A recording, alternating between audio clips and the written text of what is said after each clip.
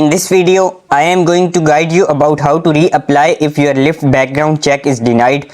You will also learn how to provide the necessary documentation to improve your chances. Just follow these straightforward steps to get started.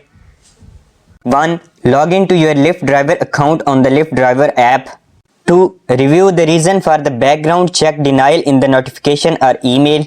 3. Ensure all the information you provided is accurate and up to date.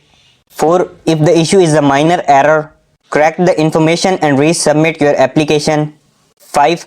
If the denial is due to a criminal record or another serious issue, check Lyft's guidelines on eligibility. 6. If eligible, request a reconsideration of your background check. 7. Wait for Lyft to reprocess your background check after any updates. 8. If your reapplication is still denied, consider contacting Lyft support for further assistance. That's how you can reapply if a Lyft background check is denied.